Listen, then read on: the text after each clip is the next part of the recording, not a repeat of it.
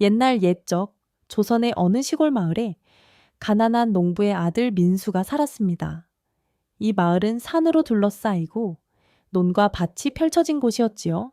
하지만 이곳 사람들의 삶은 그리 녹록지 않았습니다. 해가 뜨면 일 시작하고 해가 지면 잠드는 그저 하루하루를 버티는 삶이었어요. 민수네 집은 마을에서도 손꼽히는 가난한 집이었답니다. 집이라 해봤자 초가집 한 채, 지붕은 비가 새고 문은 삐걱거리는 그런 곳이었지요. 민수의 아버지는 날마다 논으로 나가 허리를 구부리고 일했고 어머니는 하루 종일 집신을 삼아 시장에 내다 팔았습니다. 그래도 입에 풀칠하기가 어려웠어요. 민수는 이제 갓 20살을 넘긴 청년이었습니다. 키는 훤칠하고 얼굴은 제법 잘생겼으며 무엇보다 머리가 영특했지요. 마을 어른들은 민수를 볼 때마다 혀를 내두르며 말하곤 했습니다. 저놈, 머리가 좋으니 언젠가 큰일 낼 거야. 하지만 민수에게는 그저 고된 일상뿐이었어요. 아침이면 아버지와 함께 논으로 나가고 저녁이면 어머니를 도와 집신을 삼았습니다. 그래도 민수는 늘 웃음을 잃지 않았어요. 가난하다고 웃음까지 잃으면 그땐 정말 끝장나는 거야. 라며 그는 늘 스스로를 다독였습니다. 민수네 집 앞에는 마을에서 제일 큰 느티나무가 있었는데 그 나무 아래서 민수는 종종 꿈을 꾸곤 했습니다. 언젠가 나는 이 마을을 떠나 큰 부자가 될 거야.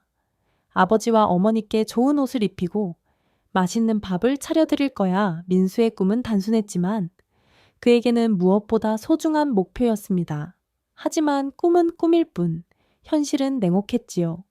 민수네 집에는 쌀이 떨어진 지 오래였고 어머니는 끼니를 거르며 민수와 아버지에게 밥을 챙겨주곤 했습니다. 민수는 그런 어머니를 볼 때마다 가슴이 아팠어요.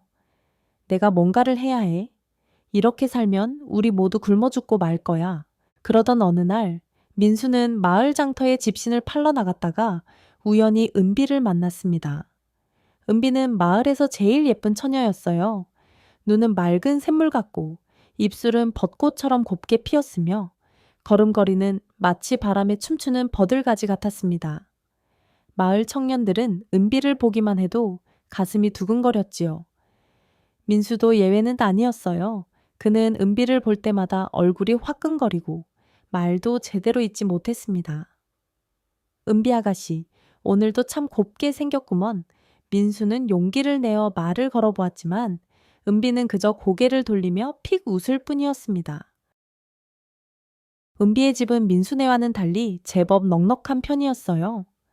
은비의 아버지는 마을에서 논 면마지기를 가진 지주였고 은비는 늘 좋은 비단 옷을 입고 다녔습니다. 그녀는 가난한 삶을 싫어했어요. 나는 절대 가난뱅이랑 살지 않을 거야. 내 남편은 반드시 부자여야 해. 은비는 늘 그렇게 말하며 마을 청년들을 쳐다보지도 않았습니다. 하지만 민수는 그런 은비의 차가운 태도에도 불구하고 그녀를 좋아했어요. 언젠가 내가 부자가 되면 은비도 나를 다르게 볼 거야. 민수는 그렇게 믿었습니다. 어느 날 민수는 용기를 내어 은비에게 다가가 말을 걸었습니다. 은비 아가씨, 혹시 나와 같이 저녁에 느티나무 아래서 이야기 좀 할 수 있을까? 민수의 목소리는 떨리고 있었지만 눈빛만큼은 진지했어요. 은비는 민수를 위아래로 훑어보더니 코웃음을 치며 말했습니다. 민수 너 정신 나갔니? 내가 왜 너 같은 가난뱅이랑 시간을 보내야 해?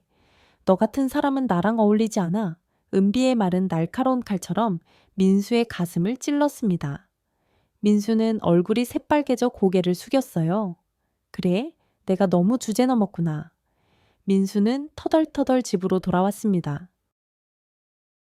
그날 밤 민수는 잠을 이루지 못했습니다. 은비의 말이 머릿속에서 맴돌았어요. 가난뱅이 나랑 어울리지 않아. 민수는 자리에서 벌떡 일어나 집 밖으로 나갔습니다. 느티나무 아래에 서서 하늘을 올려다보며 그는 중얼거렸습니다. 이 가난, 내가 꼭 벗어나고 말 거야. 은비가 나를 무시해도 마을 사람들이 나를 가난뱅이라고 불러도 나는 절대 여기서 썩지 않을 거야. 민수의 눈에는 불꽃이 타오르고 있었습니다. 다음 날 아침 민수는 아버지에게 말했습니다. 아버지, 저 한양으로 갈랍니다. 아버지는 깜짝 놀라 민수를 바라보았습니다. 한양, 그 먼 곳에 왜 간단 말이냐? 우리 같은 농사꾼이 한양에 가서 뭘 하겠니? 하지만 민수는 단호하게 대답했습니다. 아버지, 저는 이 가난을 벗어나고 싶습니다. 한양에 가면 큰 돈을 벌 기회가 있을 거예요. 저를 믿어주세요. 어머니는 민수의 손을 잡으며 눈물을 글썽겼습니다. 민수야, 위험한 곳이야. 잘못되면 어쩌려고. 하지만 민수는 어머니를 안으며 말했습니다. 어머니, 제가 성공해서 돌아올게요. 그때는 우리 모두 잘 살게 해드릴게요. 민수는 집에서 가장 값 나가는 물건을 찾기 시작했습니다. 하지만 집에는 쌀 한 톨, 돈 한 푼도 없었어요. 그러다 민수의 눈에 뒷마당에 묶여있는 돼지 한 마리가 들어왔습니다. 그 돼지는 민수네가 몇 년 동안 키운 유일한 가축이었어요. 민수는 돼지를 시장에 팔아 한양으로 갈 돈을 마련하기로 결심했습니다. 이 돼지 한 마리면 한양까지 갈 돈은 충분할 거야. 민수는 돼지를 밧줄로 묶어 시장으로 향했습니다. 시장에 도착한 민수는 돼지를 내놓고 큰 소리로 외쳤습니다. 자, 좋은 돼지 팝니다. 새끼를 10마리도 낳을 튼튼한 돼지예요. 민수의 목소리는 자신감으로 가득했어요. 마을 상인 하나가 다가와 돼지를 살펴보더니 말했습니다. 이 돼지 좀 말랐구먼. 한 양 주겠네. 민수는 고개를 저으며 웃었습니다. 아니, 이 상인 양반, 이 돼지가 말랐다고요? 이 녀석은 한 해만 지나면 새끼를 10마리도 넘게 낳을 겁니다. 그러면 11마리가 되지 않겠습니까? 그러니 적어도 5냥은 받아야겠구먼. 민수의 말에 상인은 잠시 생각하더니 술 한 잔에 취해 얼떨떨한 상태로 고개를 끄덕였습니다. 그래, 5냥 주겠네. 그렇게 민수는 돼지를 5냥에 팔아 큰 돈을 손에 쥐었습니다. 그의 가슴은 기쁨으로 두근거렸어요. 이 돈이면 한양에 가서 새 출발을 할 수 있어. 민수는 돈을 품에 꼭 쥐고 집으로 돌아왔습니다. 그는 아버지와 어머니에게 5냥을 보여주며 말했습니다. 보세요. 제가 벌써 5냥을 벌었어요. 이 돈으로 한양에 가서 더 큰 돈을 벌어올게요. 아버지는 놀란 눈으로 민수를 바라보며 말했습니다. 민수야, 정말 해낼 수 있겠니? 민수는 힘껏 고개를 끄덕였습니다. 아버지, 저를 믿어주세요. 제가 꼭 성공할게요. 그날 밤, 민수는 짐을 꾸렸습니다. 집신 한 켤레, 여벌옷 한 벌, 그리고 어머니가 싸준 주먹밥 몇 개가 전부였어요. 그는 느티나무 아래에 서서 마지막으로 마을을 둘러보았습니다. 은비 아가씨, 내가 부자가 되어 돌아올 때 그땐 나를 다르게 볼 거지. 민수는 은비를 떠올리며 미소를 지었습니다. 그리고 그는 한양으로 향하는 길을 걷기 시작했습니다. 그의 발걸음은 가볍고 마음은 희망으로 가득했어요. 한양, 내가 간다 기다려라. 민수의 목소리는 바람에 실려 마을을 떠났습니다. 민수는 한양으로 떠나기 전 마지막으로 은비를 찾아가기로 마음먹었습니다. 그의 품에는 5냥이 단단히 묶인 주머니가 있었고 가슴에는 희망이 가득했어요. 은비 아가씨가 나를 거절했어도 내가 한양에서 성공하면 다를 거야. 이번엔 그녀에게 내 진심을 보여줄 거야. 민수는 마을 어귀에 있는 은비네 집으로 발걸음을 옮겼습니다. 은비네 집은 기와 지붕이 번쩍이고 대문은 단단한 나무로 만들어진 곳이었어요. 민수 같은 가난한 청년이 드나들기엔 어쩐지 주눅이 드는 곳이었지요. 은비는 집 앞 마당에서 비단 치마를 펄럭이며 머리를 빗고 있었습니다. 햇빛이 그녀의 검은 머리에 반사되어 반짝였고 그 모습은 마치 그림 속 선녀 같았어요. 민수는 잠시 넋을 잃고 바라보다가 용기를 내어 다가갔습니다. 은비 아가씨, 잠깐 이야기 좀 할 수 있을까? 그의 목소리는 살짝 떨렸지만 눈빛은 단단했어요. 은비는 빗질을 멈추고 민수를 쳐다보았습니다. 그녀의 눈에는 짜증이 섞여 있었어요. 또 너야. 민수 무슨 일인데 또 찾아온 거지? 은비의 목소리는 차가웠습니다. 민수는 품에서 5냥이 든 주머니를 꺼내 보여주며 말했습니다. 은비 아가씨, 나 한양으로 갈 거야. 이 돈으로 큰 장사를 해서 부자가 될 거야. 그러니 나를 조금만 기다려줄 수 없을까? 민수의 말은 간절했어요. 그는 은비가 자신을 다르게 봐주길 바랐습니다. 하지만 은비는 주머니를 흘끗 보더니 코웃음을 쳤습니다. 5냥, 그게 뭐 대단하다고. 우리 아버지는 논열 마지기를 가진 분이야. 너 같은 가난뱅이가 한양에 간다고 뭐가 달라지겠어. 은비의 말은 날카로웠고 민수의 가슴을 후벼 팠습니다. 민수는 이를 악물고 말했습니다. 은비 아가씨, 나는 진심이야. 내가 성공해서 돌아오면 그땐 나를 다르게 볼 거지. 하지만 은비는 고개를 돌리며 차갑게 대꾸했습니다. 민수, 너는 나와 어울리지 않아. 나는 부잣집 도령과 결혼할 거야. 그러니 제발 나 좀 그만 찾아와. 은비의 말은 마치 찬바람처럼 민수의 얼굴을 스쳤습니다. 그녀는 더 말할 가치도 없다는 듯 치마를 휙 걷으며 집 안으로 들어가 버렸어요. 민수는 그 자리에 멍하니 서 있었습니다. 그의 손에 쥔 5냥, 주머니가 갑자기 무겁게 느껴졌어요. 집으로 돌아오는 길, 민수의 머릿속은 혼란스러웠습니다. 은비 아가씨가 왜 저렇게 차가운 걸까? 정말 내가 가난해서일까? 민수는 느티나무 아래에 앉아 곰곰이 생각했습니다. 그러다 문득 은비네 집에서 들은 이야기가 떠올랐어요. 은비의 아버지는 딸을 부잣집에 시집보내 재산을 늘리려 했고 은비는 그런 아버지의 기대를 짊어지고 있었던 거예요. 은비 아가씨도 어쩌면 마음이 편치 않을지도 몰라. 민수는 은비의 차가운 말 뒤에 숨은 압력을 짐작했습니다.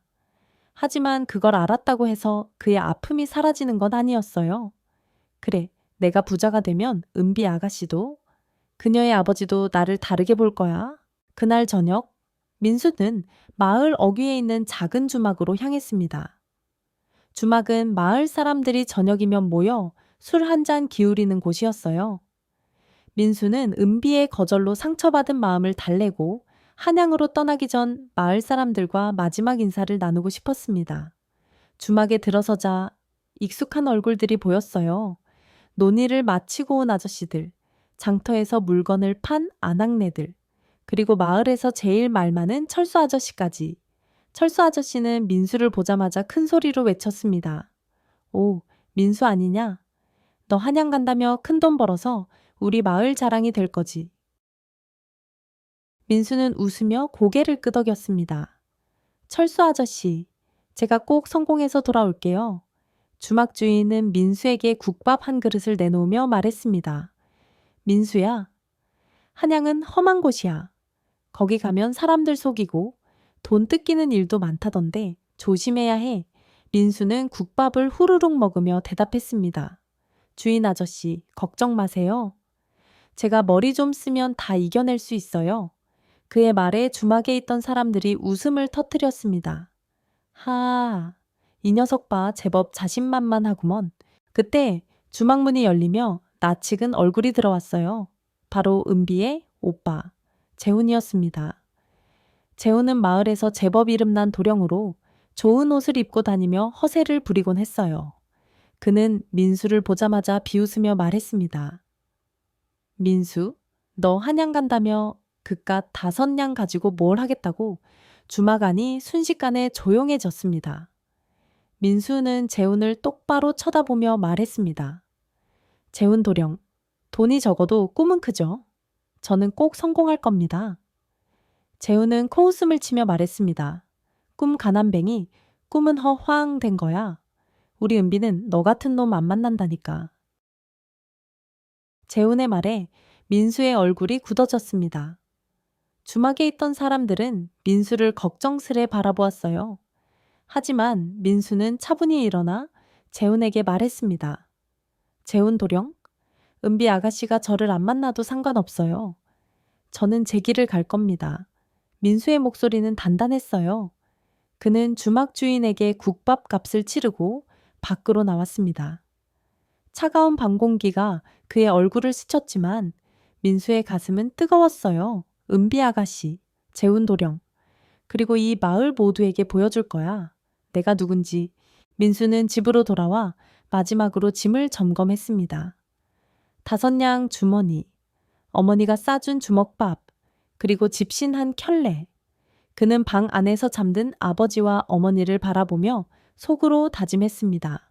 아버지, 어머니, 제가 꼭 성공해서 돌아올게요. 우리 가족을 더 이상 고생시키지 않을게요.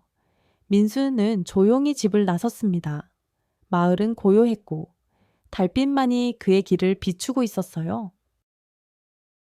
다음 날 아침, 민수는 마을 어귀에서 한양으로 가는 길목에 섰습니다. 그의 앞에는 끝없이 펼쳐진 길이 있었어요. 한양은 멀고도 험한 곳이었지만 민수의 눈에는 두려움 대신 기대가 가득했어요. 그는 주머니를 만지며 중걸거렸습니다. 5냥. 이게 내 시작이야. 한양에서 나는 새 삶을 찾을 거야. 민수는 힘찬 발걸음으로 길을 걷기 시작했습니다. 그의 뒤로 마을은 점점 작아졌고 느티나무는 멀리서 손을 흔드는 듯 보였어요. 한양으로 가는 길은 쉽지 않았습니다. 첫날, 민수는 배고픔에 지쳤고 발에는 물집이 잡혔어요. 하지만 그는 포기하지 않았습니다. 은비 아가씨의 차가운 말, 재훈 도령의 비웃음, 이 모든 걸 이겨내야 해 민수는 주먹밥을 꺼내 한 입 베어 물며 스스로를 다독였습니다. 그러다 멀리서 나그네 하나가 오는 게 보였어요. 그는 허름한 옷을 입은 노인으로 지팡이를 짚고 터덜터덜 걷고 있었습니다. 민수는 노인에게 다가가 물었습니다. 할아버지, 어디로 가시는 길이신가요? 노인은 민수를 보며 미소를 지었습니다. 젊은이, 나는 한양으로 간단다. 자네도 한양 가는 길인가? 민수는 고개를 끄덕이며 말했습니다. 네, 저는 한양에서 장사를 해서 부자가 되려고요. 노인은 껄껄 웃으며 말했습니다. 부자라? 좋은 꿈이구먼. 하지만 한양은 기회도 많지만 위험도 많다네. 사람들 속임수에 조심해야 해. 민수는 노인의 말에 귀를 기울였습니다. 할아버지, 조언 감사합니다. 제가 조심할게요. 민수는 노인과 동행하며 한양으로 가는 길을 이어갔습니다. 노인은 민수에게 한양의 장터와 상인들에 대해 이야기해 주었어요. 한양 장터는 온갖 물건이 다 모이는 곳이야. 하지만 거기서 성공하려면 눈썰미와 꾀가 필요하지. 민수는 노인의 말을 하나하나 새기며 다짐했습니다. 내가 꼭 그 꾀를 발휘할 거야. 해가 질 무렵. 민수와 노인은 작은 주막에 도착했습니다. 민수는 주막 주인에게 말했습니다. 저희에게 국밥 1그릇씩 주시면 제가 나무를 패드릴게요. 그의 성실함에 주막 주인은 흔쾌히 고개를 끄덕였습니다. 그렇게 민수는 한양으로 가는 길에서 첫걸음을 떼었습니다. 은비의 거절은 그의 가슴에 상처를 남겼지만 그 상처는 오히려 그의 결심을 더 단단하게 만들었어요. 한양, 내가 간다 기다려라. 민수의 목소리는 바람에 실려 멀리 퍼져갔습니다.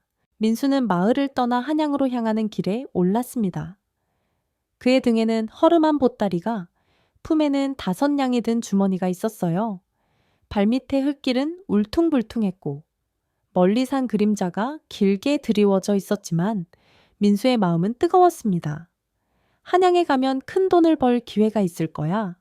은비 아가씨의 차가운 말도 마을 사람들의 비웃음도 모두 내 성공으로 덮어줄 거야. 민수는 힘찬 발걸음으로 길을 걸으며 스스로를 다독였습니다. 하지만 한양까지 가는 길은 그리 만만치 않았어요. 첫날 해가 중천에 떴을 때 민수의 배에서는 꼬르륵 소리가 났습니다. 어머니가 싸준 주먹밥은 이미 다 먹어치운 뒤였고 발에는 물집이 잡혀 욱신거렸어요. 이러다 한양에 도착하기도 전에 굶어 죽겠구먼. 민수는 길게 앉아 한숨을 쉬었습니다. 그러다 멀리서 말발굽 소리가 들려왔어요. 고개를 들어보니 화려한 옷을 입은 상인 하나가 말등에 커다란 짐을 싣고 오고 있었어요. 상인의 뒤에는 머슴 2명이 터덜터덜 따라오고 있었지요. 민수는 눈을 반짝이며 생각했습니다. 저 상인, 한양으로 가는 길이구나. 저 사람과 동행하면 길도 덜 외롭고 배고픔도 달랠 수 있을지도 몰라. 민수는 자리에서 벌떡 일어나 상인에게 다가갔습니다. 상인 나리, 어디로 가시는 길이신가요? 그의 목소리는 밝고 자신만만했어요. 상인은 민수를 위아래로 훑어보더니 퉁명스럽게 대답했습니다. 한양으로 간다. 그런데 너 같은 허름한 놈이 무슨 볼일로 묻는 거냐? 민수는 미소를 지으며 말했습니다. 나리, 저도 한양으로 가는 길입니다. 혹시 동행할 수 있을까요? 제가 짐을 들어드리거나 말에게 물을 먹이는 일을 도울 수 있어요. 상인은 민수의 성실한 태도에 조금 마음이 움직였습니다. 그래. 그럼 따라와 보거라. 하지만 밥은 네가 알아서 해결해야 한다. 민수는 고개를 끄덕이며 상인의 뒤를 따랐습니다. 하지만 속으로는 걱정이 밀려왔어요. 밥을 알아서 해결하라니 내 품엔 5양뿐인데 이 돈을 함부로 쓰면 한양에 도착하기도 전에 빈털터리가 될 거야. 민수는 머리를 굴리기 시작했습니다. 어떻게든 꾀를 내서 밥을 얻어먹어야 해. 그날 저녁, 상인 일행은 길게 있는 주막에 들렀습니다. 주막은 나그네들로 북적였고 국밥 냄새가 코를 찔렀어요. 민수의 배는 더 크게 꼬르륵거렸지만 그는 5양을 꺼낼 생각은 하지 않았습니다. 대신 주막 주인에게 다가가 말을 걸었습니다. 주인 아저씨, 국밥 한 그릇이 얼마요? 주인은 민수를 보며 대답했습니다. 국밥 한 그릇에 술 1병, 다 해서 1냥이야. 민수는 잠시 생각하더니 눈을 반짝이며 말했습니다. 아저씨, 제가 1냥 어치일을 해드릴 테니 국밥 한 그릇과 잠자리를 주세요. 주인은 민수의 제안에 귀가 솔깃했습니다. 마침 주막 뒤편에 쌓아둔 장작이 부족했고 겨울이 다가오니 나무를 패야 했어요. 그래? 네가 장작을 패준다면 국밥 한 그릇과 잠자리를 주마. 민수는 힘껏 고개를 끄덕였습니다. 맡겨만 주세요. 아저씨, 그는 주막 뒤로 달려가 도끼를 들고 장작을 패기 시작했어요. 민수의 팔뚝은 단단했고 도끼질은 힘찼습니다. 쾅쾅 장작이 쪼개지는 소리가 주막까지 울려 퍼졌어요. 주인은 민수의 솜씨를 보고 혀를 내둘렀습니다. 이 녀석, 어지간한 장정보다 난구먼. 장작을 패는 동안 민수는 상인과 머슴들이 주막에서 밥을 먹는 모습을 힐끗 보았습니다. 상인은 국밥을 후루룩 먹으며 머슴들에게 호통을 치고 있었어요. 너희들 밥만 축내지 말고 짐 잘 챙겨 한양에 가면 큰돈 벌 기회가 있다. 민수는 그 말을 듣고 생각했습니다. 저 상인, 한양에서 장사를 크게 하는구나. 저 사람에게 뭔가 배울 게 있을지도 몰라. 그는 장작을 더 열심히 팼습니다. 땀이 이마를 타고 줄줄 흘렀지만 민수의 얼굴에는 미소가 떠올랐어요. 장작을 다 패고 나니 주인은 약속대로 국밥 한 그릇과 따뜻한 술 1병을 내놓았습니다. 민수는 국밥을 한 숟갈 떠먹으며 행복한 한숨을 내쉬었습니다. 아, 이 맛이야. 돈 한 푼 안 쓰고 이렇게 맛있는 밥을 먹다니. 그는 주막 한쪽에서 짚을 깔고 잠을 잤어요. 그날 밤 민수는 꿈에서 한양의 번쩍이는 장터를 보았습니다. 그곳에서 그는 커다란 상점을 운영하며 사람들에게 물건을 팔고 있었어요. 이 꿈 꼭 현실로 만들 거야. 민수는 잠결에도 주먹을 불끈 쥐었습니다. 다음 날 아침 민수는 상인 일행과 함께 다시 길을 나섰습니다. 상인은 민수의 성실함이 마음에 들었는지 조금 더 부드럽게 말을 걸었습니다. 민수라 했지 한양에서 뭐 할 생각이냐? 민수는 자신만만하게 대답했습니다. 나리, 저는 장사를 해서 큰 돈을 벌 겁니다. 한양 장터에서 제 물건을 팔아 부자가 될 거예요. 상인은 껄껄 웃으며 말했습니다. 장사라? 그게 말처럼 쉬운 게 아니다. 한양은 눈썰미 없는 놈은 금세 망하는 곳이야. 민수는 상인의 말을 새기며 길을 걸었습니다. 그러다 일행이 큰 강을 만나게 되었어요. 강에는 다리가 없었고 나룻배가 나그네들을 실어 나르고 있었지요. 하지만 나룻배의 싹슨 한 사람당 반 냥이나 했어요. 상인은 주머니에서 돈을 꺼내며 머슴들에게 소리쳤습니다. 너희들 배삭시나 내라. 하지만 머슴들은 서로 눈치를 보며 중얼거렸습니다. 나리, 저희는 돈이 없는데요. 상인은 화를 내며 말했습니다. 이 멍청한 놈들. 그럼 너희가 강을 헤엄쳐 건너란 말이냐? 민수는 그 모습을 보고 머리를 굴리기 시작했습니다. 이건 기회야. 내가 꾀를 내면 배삭슬 안 내고 강을 건널 수 있을지도 몰라. 그는 나룻바의 사공에게 다가가 말을 걸었습니다. 사공 아저씨, 저희 일행이 꽤 많습니다. 한 사람당 반 양씩 내면 돈이 너무 많이 드는데 좀 깎아줄 수 없나요? 사공은 고개를 저으며 말했습니다. 반냥이 싸다. 이 강은 물살이 새서 배를 젓는 게 보통 일이 아니야. 민수는 미소를 지으며 말했습니다. 아저씨, 그럼 제가 배를 젓는 걸 도울게요. 저희 일행 배삭슬 반으로 깎아주시면 제가 배를 저어드릴게요. 사공은 민수의 제안을 듣고 잠시 생각하더니 고개를 끄덕였습니다. 그래, 네가 배를 젓는다면 반 양씩 깎아주마. 하지만 힘들 거다. 민수는 힘껏 대답했습니다. 맡겨만 주세요. 그는 배에 올라 노를 잡았어요. 민수의 팔뚝은 장작을 팰 때처럼 단단하게 움직였고 배는 강을 가르며 쌩쌩 나아갔습니다. 상인과 머슴들은 민수의 노 젓는 솜씨에 감탄했습니다. 이 녀석, 어지간한 사공보다 나구먼 상인은 민수를 보며 흐뭇한 미소를 지었습니다. 강을 건너자 상인은 민수에게 말했습니다. 민수, 너 제법 머리가 좋구나. 한양에 가면 내의 상단에서 일해볼 생각 없나? 민수는 고개를 저으며 웃었습니다. 딸이, 고맙지만 저는 제 장사를 할 겁니다. 한양에서 제 이름을 걸고 큰 돈을 벌 거예요. 상인은 민수의 당찬 대답에 껄껄 웃으며 말했습니다. 좋다. 그 기계를 잃지 마라. 한양에서 보자꾸나. 그렇게 민수는 상인 일행과 헤어지고 혼자 한양으로 향했습니다. 그의 품에는 여전히 5냥이 그대로 있었어요. 돈 한 푼 안 쓰고 여기까지 왔어. 이게 내 첫 번째 성공이야. 민수는 가슴이 뿌듯했어요. 하지만 한양은 아직 멀었고 길에는 어떤 시련이 기다리고 있을지 몰랐습니다. 그는 주먹을 불끈 쥐며 중얼거렸습니다. 한양, 내가 꼭 너를 정복할 거야. 민수는 상인 일행과 헤어진 뒤 홀로 한양으로 향하는 길을 걸었습니다. 그의 품에는 5냥이 든 주머니가 여전히 단단히 묶여 있었고 발걸음은 여전히 힘찼어요. 하지만 해가 뉘엿뉘엿 지면서 배고픔이 다시 몰려왔습니다. 이러다 한양에 도착하기도 전에 기운이 다 빠지겠구먼. 민수는 길가에 서서 허리를 펴며 중얼거렸습니다. 멀리 보니 나무들 사이로 연기가 피어오르고 있었어요. 저기 주막이 있나 보구나.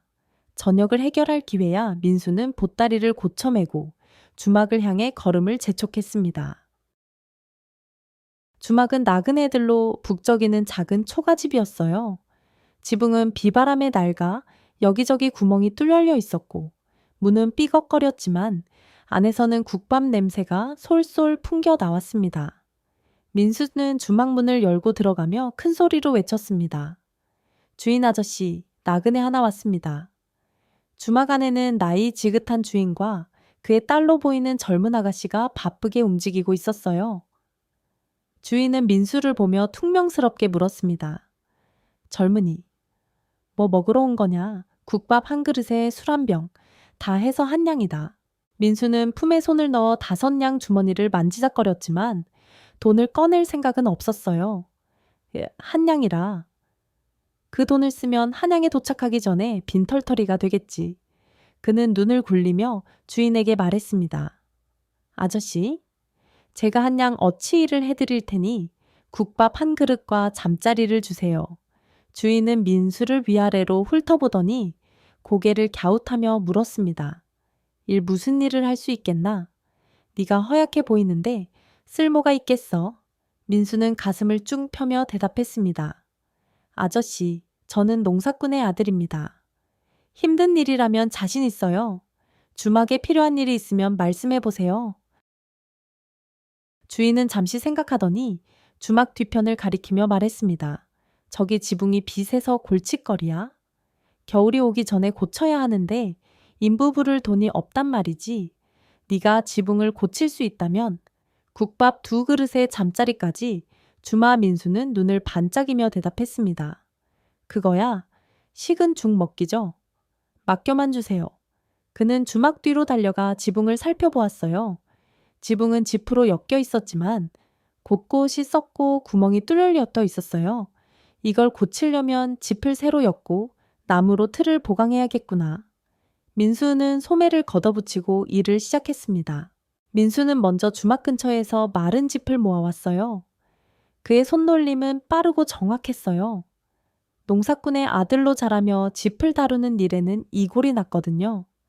그는 짚을 단단히 묶어 지붕 위에 올리고 썩은 나무를 새 것으로 교체하기 위해 주막 주인에게 물었습니다. 아저씨, 쓸만한 나무가 어디 있나요? 주인은 마당 한쪽에 쌓인 나무 조각을 가리키며 말했습니다.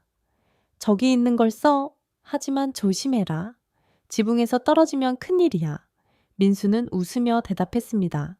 걱정 마세요. 저는 고양이보다 날쌔입니다. 민수는 사다리를 타고 지붕 위로 올라갔어요. 바람이 세차게 불었지만 그는 흔들리지 않고 짚을 엮기 시작했습니다. 그의 손은 마치 마술처럼 움직였어요. 짚이 하나씩 단단히 얽히며 지붕은 점점 새 것처럼 변해갔습니다. 주막 안에서 밥을 먹던 나그네들은 민수의 일하는 모습을 보며 감탄했습니다. 저 젊은이, 어지간한 장인보다 낙구먼 한 나그네가 말하자 다른 이가 맞장구 쳤습니다. 그러게 저런 놈이 한양에 가면 큰일 낼 거야.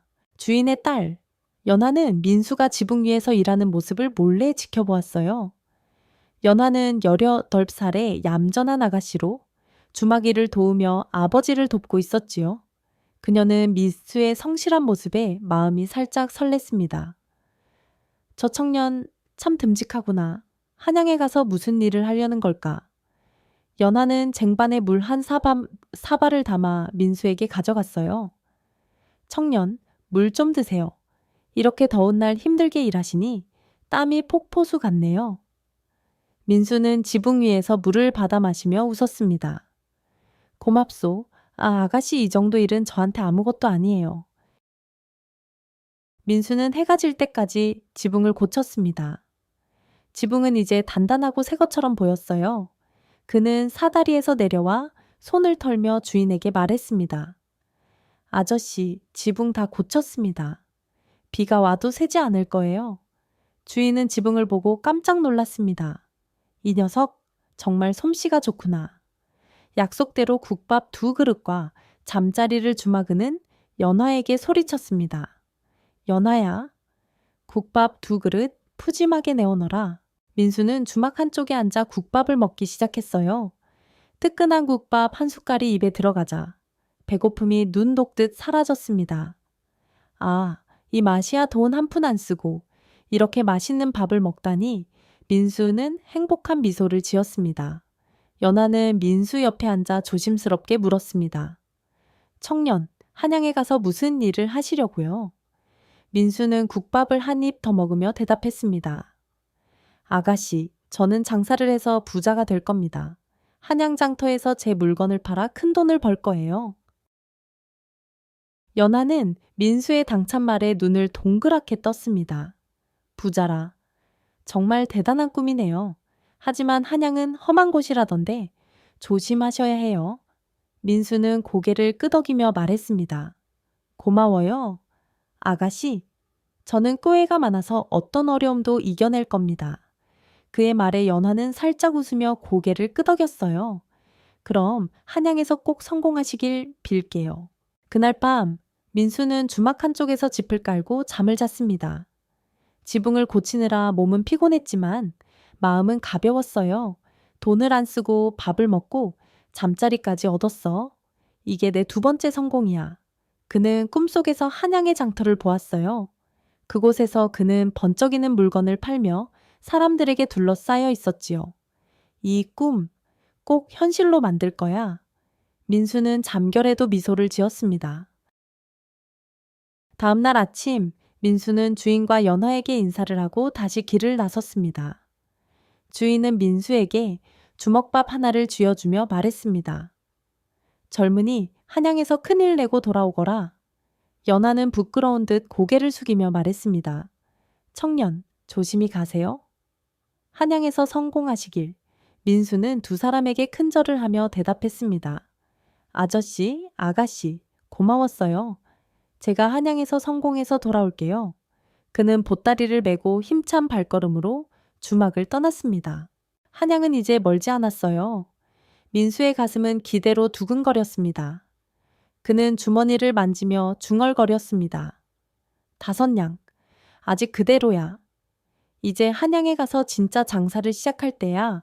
하지만 한양의 장터는 기회만큼이나 위험도 많은 곳이었습니다. 민수의 앞에는 어떤 시련이 기다리고 있을까요? 그는 주먹을 불끈 쥐며 소리쳤습니다.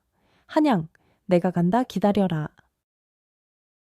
민수는 주막을 떠나 드디어 한양에 도착했습니다. 그의 눈앞에 펼쳐진 한양은 상상 이상으로 번잡하고 화려했어요. 거리에는 사람들로 북적였고 상점마다 온갖 물건이 쌓여 있었으며 공기 중에는 구운 떡과 고기 굽는 냄새가 뒤섞여 떠다녔습니다. 민수는 보따리를 고쳐매며 감탄을 내뱉었습니다. 야, 이게 한양이구나. 여기서 장사를 하면 틀림없이 큰 돈을 벌겠어. 그의 품에는 여전히 5냥이 든 주머니가 단단히 묶여 있었고 가슴에는 새로운 희망이 불타올랐어요. 민수는 한양의 장터로 곧장 향했습니다. 장터는 마치 살아있는 생물처럼 웅성거렸어요. 상인들은 큰 소리로 물건을 외쳤고 나그네들은 물건을 둘러보며 흥정을 벌였습니다. 자, 좋은 비단옷 팝니다. 신선한 생선 방금 잡아온 거예요. 민수는 그 소란 속에서 눈을 반짝이며 이리저리 둘러보았어요. 어떤 물건을 팔아야 큰 돈을 벌 수 있을까? 그는 장터를 한 바퀴 돌며 상인들의 모습을 유심히 관찰했습니다. 그러다 민수의 눈에 반짝이는 무언가가 들어왔어요. 한 상점 앞에 놓인 방자유기, 그러니까 노쇠로 만든 그릇들이 햇빛을 받아 금빛으로 빛나고 있었던 거예요. 그릇들은 단단해 보였고 표면은 거울처럼 매끄러웠습니다. 민수는 넋을 잃고 그릇을 바라보았어요. 이게 뭐지? 이렇게 곱고 튼튼한 그릇은 처음 봐. 그는 상인에게 다가가 물었습니다. 이 그릇, 이름이 뭡니까? 상인은 자랑스러운 표정으로 대답했습니다. 이건 방자육이라네. 한양 양반들이 밥을 먹을 때 쓰는 귀한 물건이지. 칠첩반상 한 세트가 10냥이야. 민수는 깜짝 놀랐습니다. 10냥이라니 내 품에 있는 돈의 2배야. 하지만 그는 곧 생각에 잠겼어요.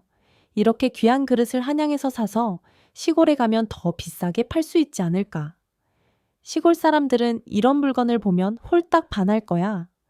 민수의 머릿속에서 계획이 번쩍 떠올랐습니다. 그래? 이거야.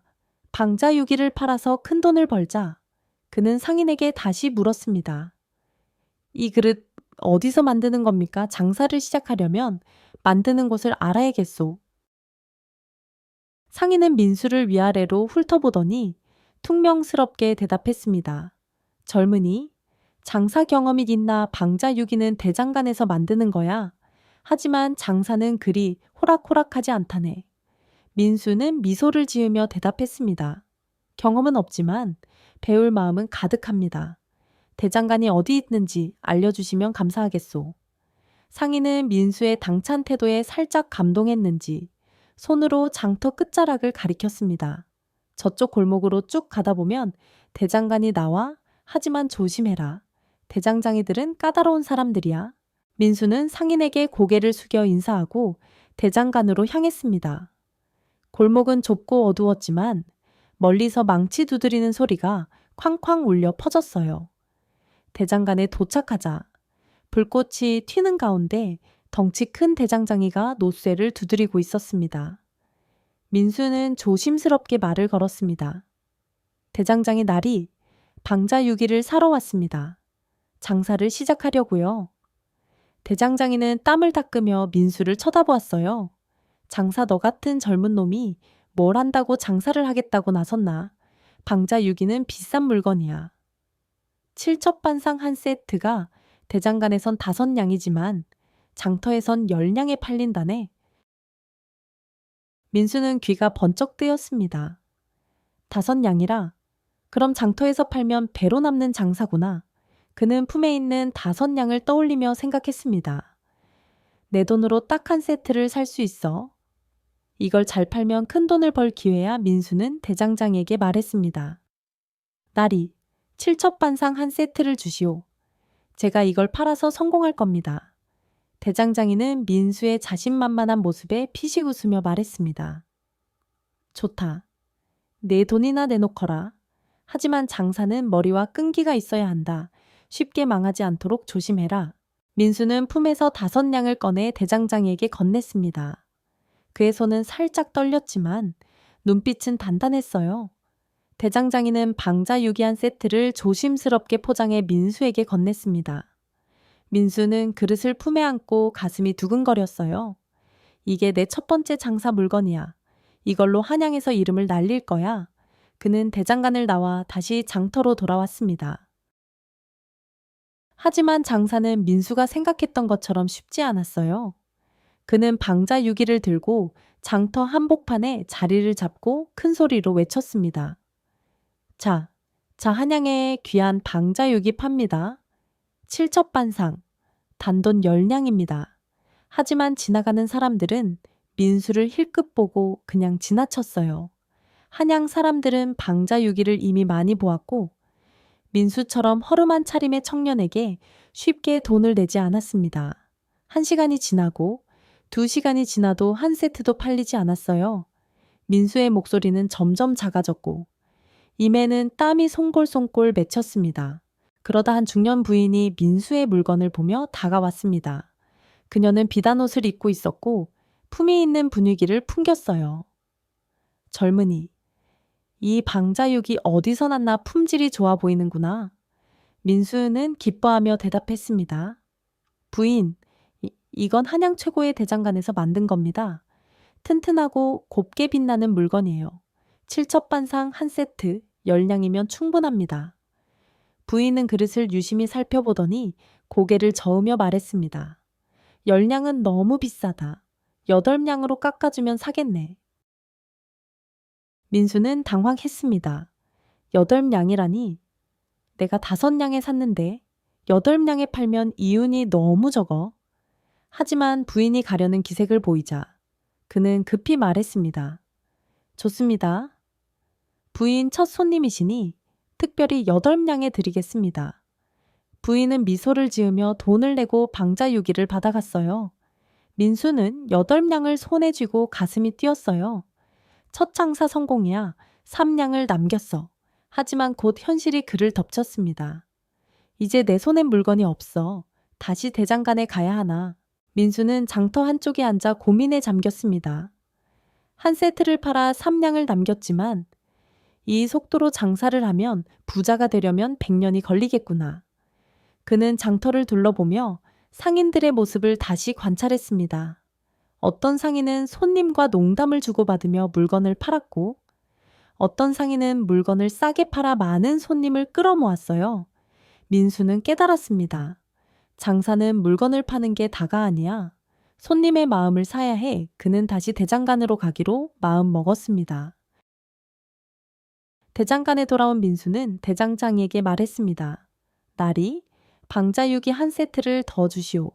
이번엔 더 잘 팔아보겠습니다. 대장장이는 민수를 보며 피식 웃었습니다. 벌써 한 세트를 팔았나 제법이구나. 하지만 조심해라. 장터엔 너 같은 신출내기를 노리는 놈들도 많다. 민수는 고개를 끄덕이며 다짐했습니다. 나리, 걱정 마세요. 저는 꾀가 많습니다. 그는 다시 5냥을 내고 방자유기 한 세트를 샀어요. 그날 밤 민수는 한양의 여관에서 잠을 잤습니다. 여관 주리는 민수의 허름한 차림을 보고 퉁명스럽게 말했지만 민수는 미소로 대응하며 방을 얻었어요. 그는 방자유기를 품에 안고 잠을 청하며 중얼거렸습니다. 한양, 이제 시작이야. 내일은 더 잘 팔아볼 거야. 그의 꿈속에는 빛나는 방자유기와 환호하는 손님들이 가득했어요. 민수는 한양장터에서 방자유기 장사를 시작한 지 며칠이 지났습니다. 그의 손에는 이제 8냥이 있었고 품에는 새로 산 방자유기 한 세트가 단단히 묶여 있었어요. 장터에서의 첫 판매는 성공적이었지만 민수는 아직 갈 길이 멀다는 걸 알고 있었습니다. 이제 손님의 마음을 사는 법을 배워야 해. 더 많은 방자유기를 팔아서 큰 돈을 벌 거야. 민수는 아침 일찍 장터로 나가 자리를 잡고 큰 소리로 외쳤습니다. 자, 한양의 귀한 방자유기 팝니다. 칠첩반상. 단돈 10냥입니다. 장터는 여전히 북적였어요. 상인들은 물건을 팔며 손님들과 흥정을 벌였고 나그네들은 이리저리 물건을 구경하며 지나다녔습니다. 민수는 지난번보다 더 밝은 미소를 지으며 손님들을 맞았어요. 이보세요. 부인이 방자유기는 양반집에서도 쓰는 귀한 물건입니다. 그는 한 부인에게 그릇을 보여주며 농담을 던졌습니다. 이 그릇에 밥을 먹으면 밥맛이 2배로 좋아진다니까요. 부인은 민수의 말에 웃음을 터뜨리며 그릇을 유심히 살펴보았어요. 젊은이, 제법 말솜씨가 좋구나. 10냥은 좀 비싸니 9냥으로 해주면 사겠네. 민수는 잠시 생각하다가 고개를 끄덕였습니다. 좋습니다. 부인 9냥에 드리겠습니다.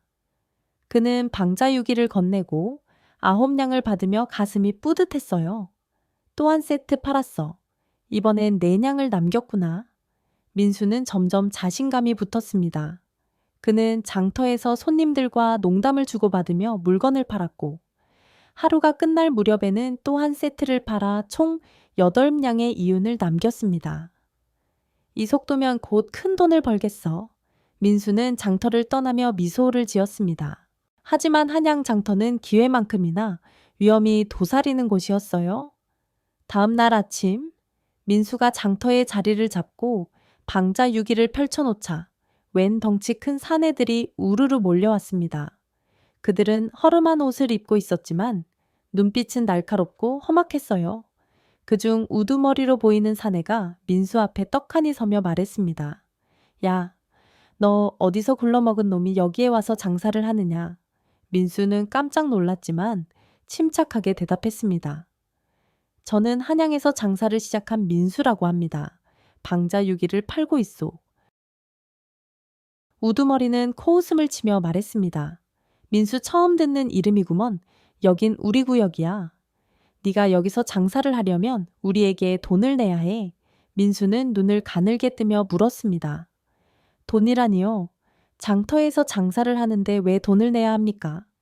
우두머리는 비웃으며 말했습니다. 너 같은 촌놈이 뭘 하나. 한양장터는 우리 같은 왈패들이 지키는 곳이야. 한 세트 팔 때마다 한 냥을 내놓아.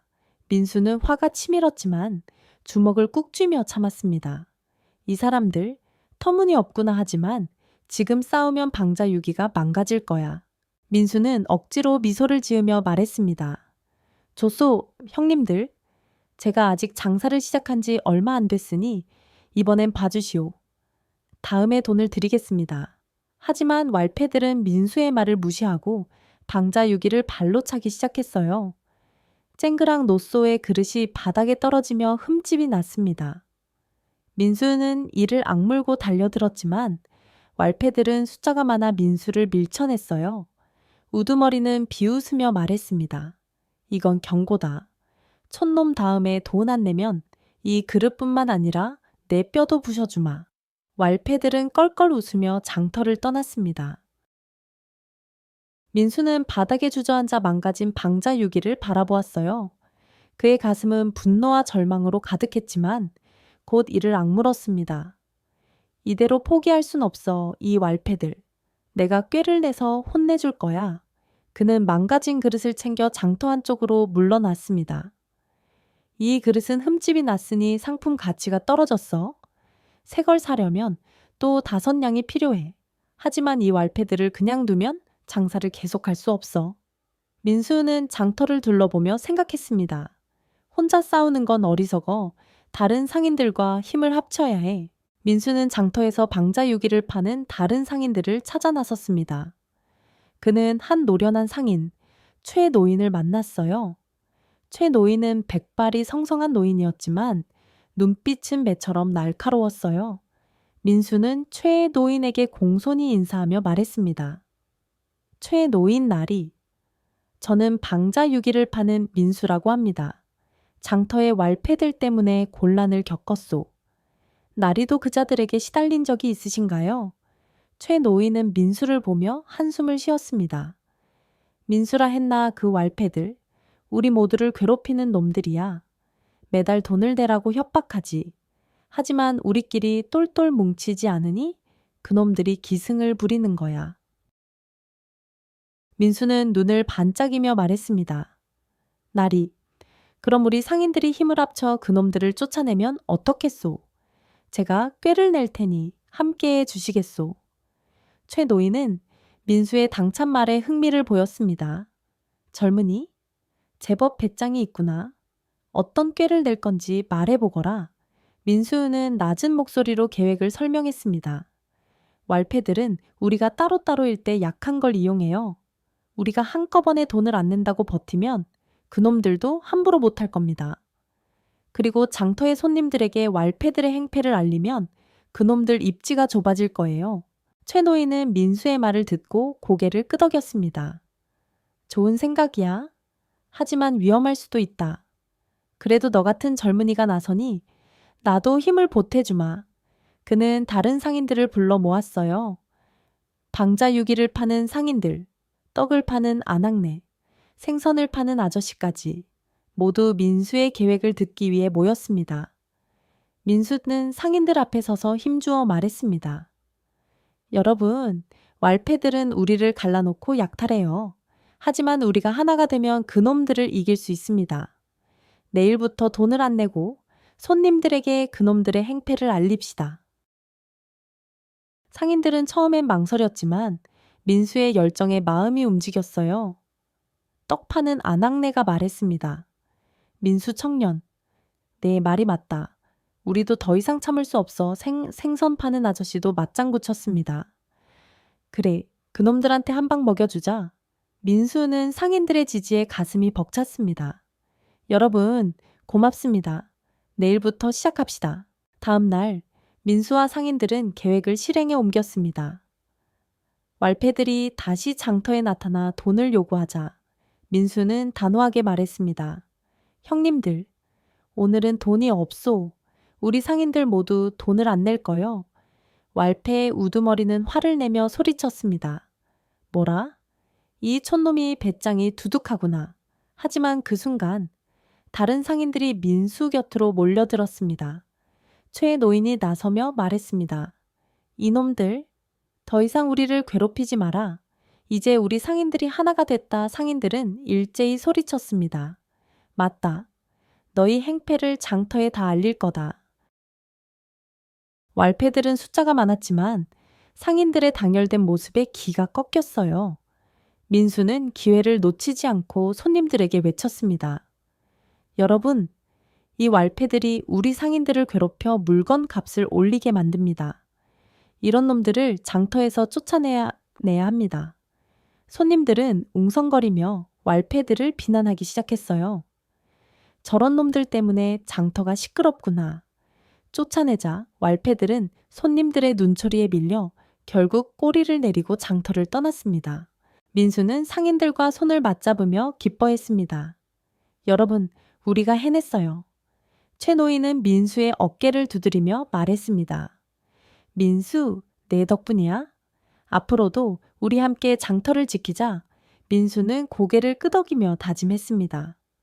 이제 방자유기 장사를 마음껏 할 수 있겠구나. 그의 가슴은 새로운 자신감으로 가득했어요. 민수는 한양장터에서 왈패들을 물리치고 상인들과의 연합을 성공적으로 이끌어낸 뒤 방자유기 장사에 더욱 힘을 쏟았습니다. 그의 손에는 이제 15냥이 넘는 돈이 쌓였고 장터에서의 일금도 조금씩 알려지기 시작했어요. 민수.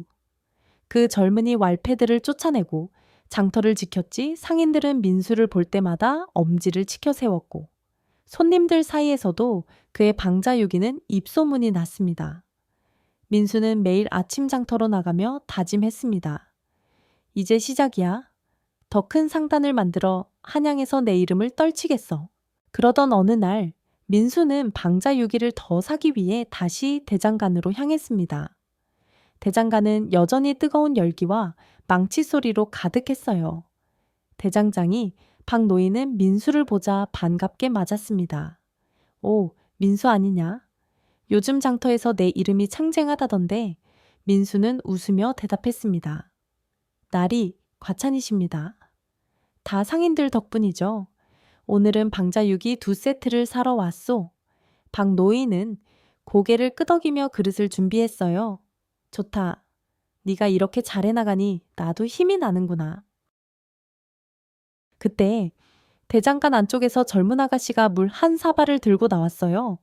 그녀는 키가 아담하고 눈은 맑은 샘물 같았으며 손에는 대장간 일을 하느라 생긴 억센 흔적이 남아 있었어요. 박노인은 그녀를 소개했습니다. 민수. 이건 내 딸 지연이다. 우리 대장간 일을 돕는 귀한 딸이지. 지연은 민수를 보고 살짝 고개를 숙이며 말했다. 민수 나리. 아버지께 이야기 많이 들었어요. 장터에서 대단한 일을 하셨다면서요. 민수는 쑥스러운 듯 머리를 긁으며 대답했습니다. 아가씨, 그냥 운이 좋았을 뿐입니다. 지연 아가씨가 대장간 일을 돕는다니 그게 더 대단하구먼. 지연은 미소를 지으며 물을 건넸습니다. 더운 날 일하시느라 힘드실 텐데 물 한 잔 드세요. 민수는 물을 받아 마시며 지연의 손을 보았어요. 그녀의 손은 대장간 일을 하느라 거칠었지만 그 안에 담긴 성실함이 느껴졌습니다. 지연 아가씨, 이 방자유기를 만드는데 손이 많이 가겠구나. 이렇게 곱게 빛나는 걸 보니 아가씨 솜씨가 보통이 아니요. 민수의 말에 지연은 얼굴이 살짝 붉어졌습니다. 나리, 과찬이세요. 저는 그냥 아버지를 돕는 것뿐이에요.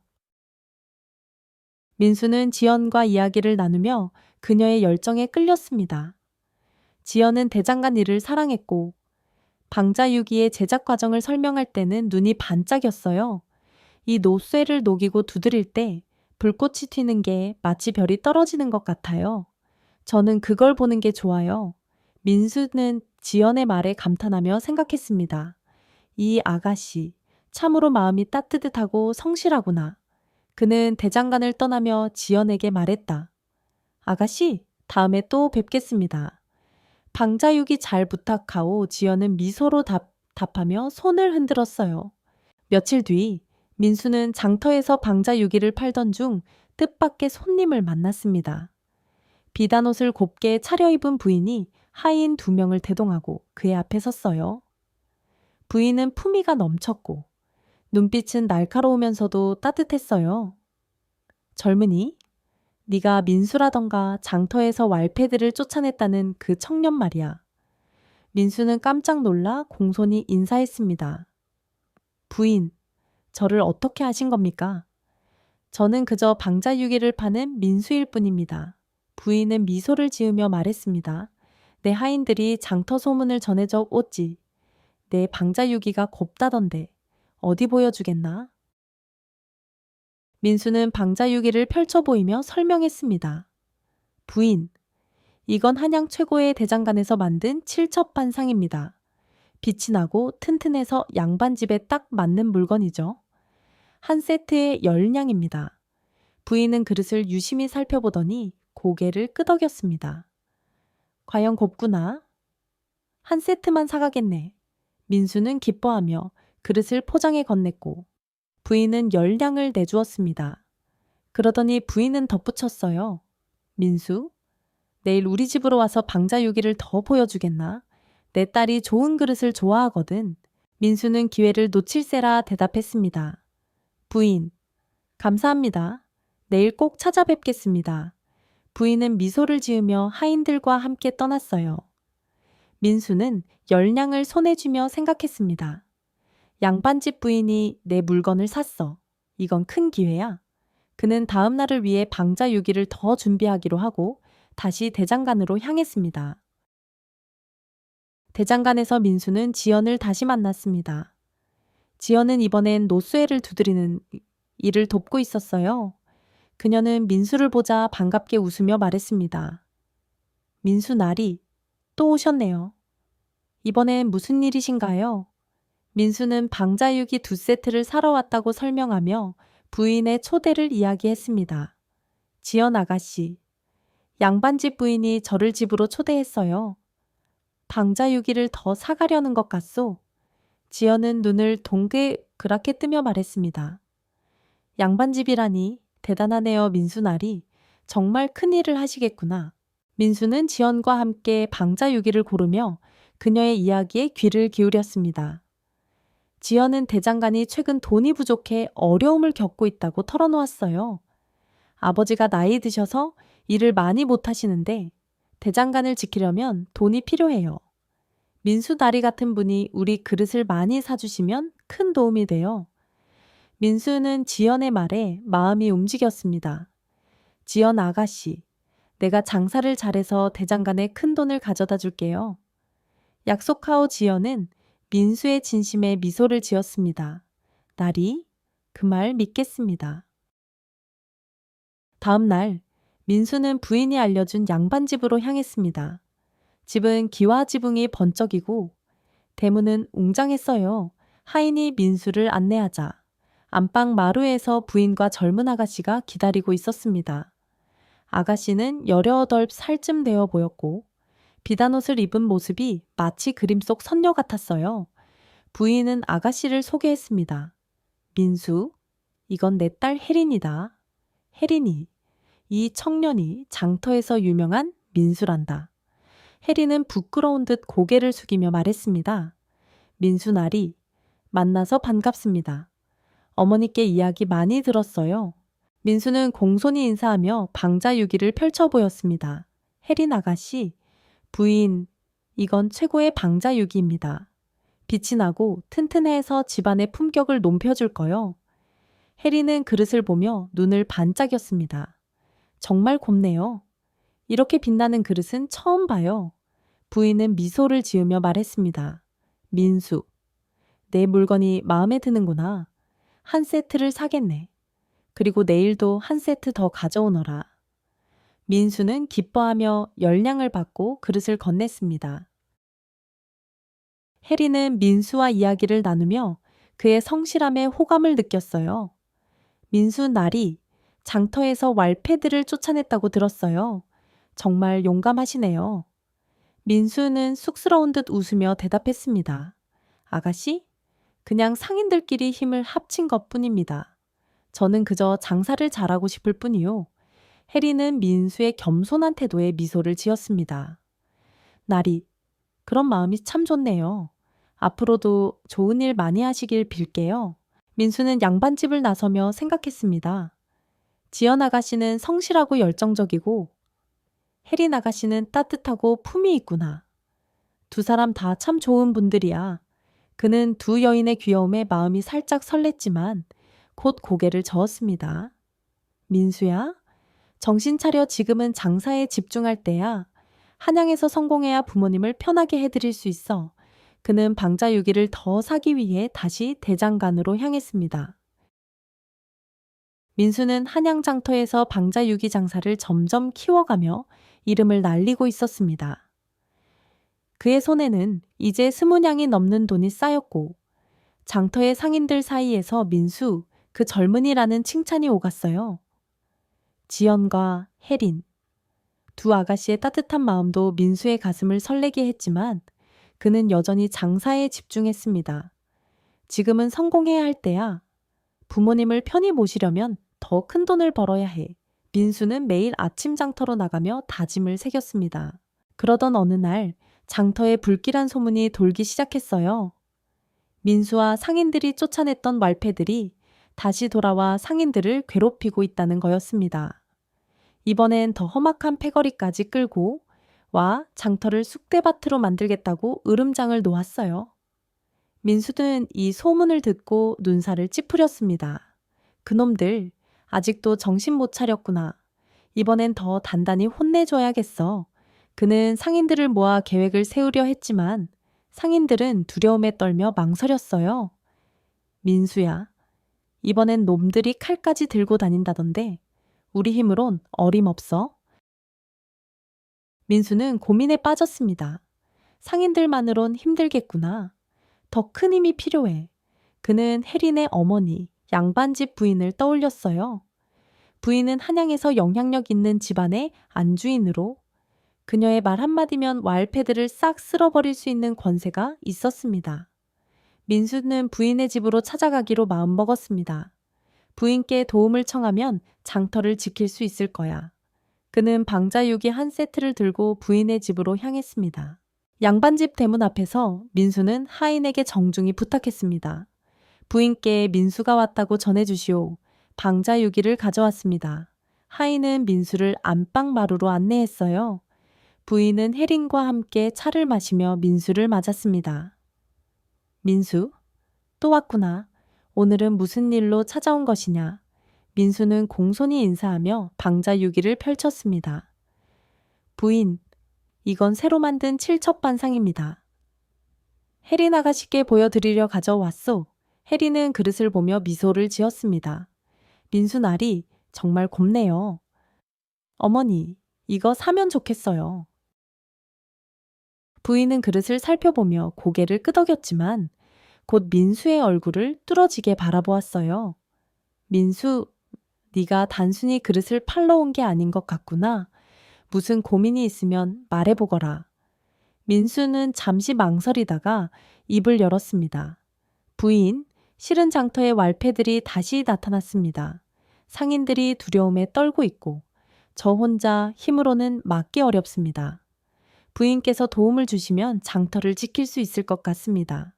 부인은 고개를 끄덕이며 말했습니다. 그 일 나에게 맡겨두거라. 내 친척 중에 한양의 관리가 있어. 그에게 말하면 왈패들을 싹 쓸어버릴 수 있다. 민수는 기뻐하며 절을 했습니다. 부인, 감사합니다. 이 은혜 잊지 않겠습니다. 하지만 부인은 손을 들어 민수를 멈추게 하더니 조심스럽게 말을 이어갔어요. 민수, 내가 너를 돕는 대신 부탁이 하나 있다. 민수는 궁금한 표정으로 물었습니다. 부탁이라니요? 부인은 혜린을 바라보며 미소를 지었습니다. 내 딸 혜린이 너를 무척 좋아하더구나. 너 같은 성실한 청년이라면 혜린을 행복하게 해줄 수 있을 것 같다. 혜린과 혼인을 생각해 볼 의향이 있느냐? 민수는 깜짝 놀라 얼굴이 새빨개졌습니다. 부인 저 같은 촌놈이 감히 양반집 아가씨와 혼인을. 그는 말을 잇지 못하고 고개를 숙였어요. 혜린은 부끄러운 듯 얼굴을 붉히며 말했습니다. 민수 나리, 저는 나리의 성실한 마음이 좋아요. 어머니 말씀이 맞아요. 민수는 혜린의 따뜻한 말에 가슴이 두근거렸지만 곧 지연의 얼굴이 떠올랐습니다. 지연 아가씨, 그녀도 나에게 큰 힘이 되어줬는데 민수는 혼란스러운 마음을 안고 부인의 집을 나왔습니다. 민수는 대장간으로 돌아가 지연을 만났습니다. 지연은 여느 때처럼 노쇠를 두드리며 일을 하고 있었어요. 그녀는 민수를 보자 반갑게 웃으며 물었습니다. 민수 나리, 오늘은 무슨 일이신가요? 또 방자유기를 사러 오셨나요? 민수는 지연의 밝은 미소에 마음이 따뜻해졌지만 무거운 표정으로 입을 열었습니다. 지연 아가씨, 실은 장터에 왈패들이 다시 나타났소. 양반집 부인께 도움을 청했는데 그녀가 나에게 큰 부탁을 했어요. 지연은 민수의 말에 귀를 기울였습니다. 민수는 조심스럽게 부인의 혼인 제안을 털어놓았습니다. 부인이 혜린 아가씨와 나를 혼인시키려 하오. 그 대가로 왈패들을 쫓아낼 수 있다고 했소. 지연은 잠시 멈칫하더니 미소를 지으며 말했습니다. 민수 나리, 그건 큰 기회예요. 양반집과 혼인을 하면 나리의 장사도 더 커질 거예요. 하지만 지연의 눈에는 살짝 슬픔이 스쳐갔어요. 민수는 그 눈빛을 놓치지 않았습니다. 지연 아가씨, 혹시 아가씨도 대장간을 위해 내가 필요하다고 생각하시오? 지연은 고개를 저으며 말했습니다. 나리, 저는 대장간을 사랑하지만 나리의 행복이 더 중요해요. 혜린 아가씨는 좋은 분 같으니 나리를 잘 보살펴 줄 거예요. 하지만 그녀의 목소리는 살짝 떨리고 있었어요. 민수는 지연의 마음을 읽고 가슴이 아팠습니다. 지연 아가씨는 대장간을 위해 모든 걸 바쳤어. 그녀를 외면하면 대장간은 무너질지도 몰라. 민수는 두 여인의 마음과 자신의 책임감 사이에서 갈등했습니다. 그날 밤 민수는 여관에서 잠을 이루지 못했습니다. 그는 창밖의 달빛을 바라보며 고민에 빠졌어요. 혜린 아가씨와 혼이 나면 부인의 도움으로 왈패들을 쫓고 장사를 키울 수 있어. 하지만 지연 아가씨와 대장간은 어쩌지? 그녀의 성실한 마음을 외면할 순 없어. 민수는 부모님을 떠올렸습니다. 내가 성공해야 부모님을 편히 모실 수 있어. 하지만 진심 없는 혼인은 행복하지 않을 거야. 그는 지연의 밝은 미소와 혜린의 따뜻한 눈빛을 번갈아 떠올리며 밤을 새웠습니다. 다음 날 민수는 다시 부인의 집으로 찾아갔습니다. 부인은 민수를 반갑게 맞으며 물었습니다. 민수, 내 제안을 생각해 봤느냐? 민수는 깊이 숨을 들이쉬고 대답했습니다. 부인, 혜린 아가씨는 참으로 훌륭한 분입니다. 하지만 제 마음은 이미 다른 곳에 있습니다. 부인은 놀란 표정으로 물었습니다. 다른 곳이라니 어떤 아가씨냐? 민수는 솔직히 털어놓았습니다. 대장간의 지연 아가씨입니다. 그녀는 저와 같은 꿈을 꾸고 대장간을 위해 모든 걸 바쳤어요. 저는 그녀와 함께 장사를 키우며 행복하고 싶습니다. 혜리는 민수의 말을 듣고 살짝 눈물을 글썽겼지만 곧 미소를 지었습니다. 민수 나리의 진심이 참 아름다워요. 지연 아가씨와 행복하세요. 부인은 혜린을 달래며 말했습니다. 민수, 내 결정을 존중하마. 하지만 왈패들은 여전히 문제다. 내가 관리를 통해 그놈들을 쫓아내주마. 대신 혜린에게 좋은 혼처를 찾아주겠다고 약속해다오. 민수는 고개를 숙이며 대답했습니다. 부인, 약속하겠습니다. 혜린 아가씨께 좋은 분을 찾아드리겠습니다. 민수는 대장간으로 달려가 지연을 만났습니다. 그는 숨을 고르며 말했습니다. 지연 아가씨, 내가 아가씨를 선택했소. 함께 대장간을 지키고 장사를 키워나갑시다. 지연은 믿을 수 없다는 듯 민수를 바라보다가 눈물을 흘리며 웃었습니다. 민수 나리, 정말이신가요?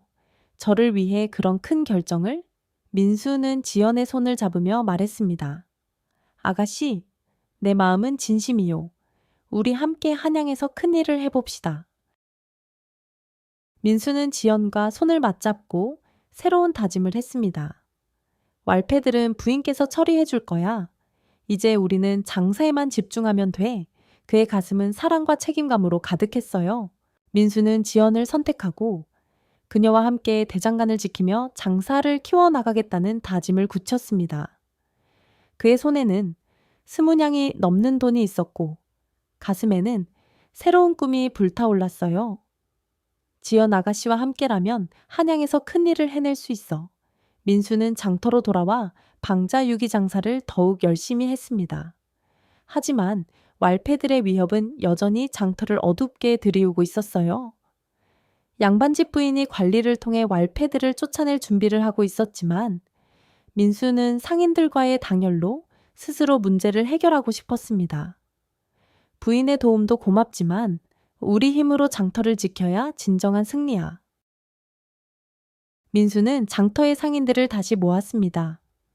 최노인, 떡 파는 안학내, 생선 파는 아저씨 등 지난번 왈패를 쫓아낼 때 함께했던 이들이 모여들었어요. 민수는 상인들 앞에 서서 힘주어 말했습니다. 여러분, 왈패들이 다시 돌아왔습니다. 하지만 우리가 하나가 되면 그놈들을 영원히 쫓아낼 수 있어요. 이번엔 더 큰 꾀를 내겠습니다. 최 노인은 민수의 말에 고개를 끄덕이며 물었습니다. 민수, 이번엔 무슨 계획이냐 그놈들. 칼까지 들고 다닌다던데 위험할지도 모른다. 민수는 미소를 지으며 계획을 설명했습니다. 왈패들은 우리를 겁주려 하지만 손님들이 우리 편이 되면 그놈들도 꼼짝 못할 겁니다. 우리는 장터에 큰 잔치를 열어 손님들을 끌어모으고 그 자리에서 왈패들의 행패를 공개적으로 알릴 거예요. 그리고 상인들끼리 돈을 모아 경비를 고용해 장터를 지키겠습니다. 상인들은 민수의 말에 귀를 기울였어요. 떡 파는 아낙네가 손뼉을 치며 말했습니다. 민수 청년, 그거 좋은 생각이야. 잔치라면 손님들이 몰려들 거야. 생선 파는 아저씨도 맞장구 쳤습니다. 그래, 경비를 세우면 왈패들도 함부로 못하겠지. 민수는 지연에게도 계획을 이야기했습니다. 대장간에서 노쇠를 두드리던 지연은 민수의 말을 듣고 눈을 반짝였어요. 민수 나리, 정말 대단한 계획이에요. 저도 도울게요. 대장간에서 만든 작은 노쇠 장식품을 잔치에 내놓으면 손님들이 좋아할 거예요. 민수는 지연의 열정에 미소를 지었습니다. 지연 아가씨, 고마워요. 아가씨가 함께라면 100배 힘이 나요. 지연은 얼굴을 붉히며 웃으며 말했습니다. 나리, 우리 함께 장터를 지켜요. 민수와 상인들은 잔치 준비에 돌입했습니다. 떡 파는 아낙네는 달콤한 찹쌀떡을 쌓아 올렸고 생선 파는 아저씨는 신선한 고등어를 구웠으며 지연은 대장간에서 만든 노소의 장식품을 반짝반짝 닦아 내놓았습니다. 민수는 방자유기를 가장 눈에 띄는 자리에 펼쳐놓고 큰 소리로 외쳤습니다. 자, 한양 장터의 큰 잔치입니다. 좋은 물건 싸게 팝니다. 그의 목소리는 장터를 가득 채웠고 손님들이 구름처럼 몰려들었어요. 잔치가 한창일 때 민수는 상인들과 함께 손님들에게 왈패들의 행패를 알렸습니다. 여러분, 이 장터는 우리 상인들이 땀 흘려 지키는 곳입니다. 하지만 왈패들이 우리를 괴롭혀 물건 값을 올리게 만듭니다.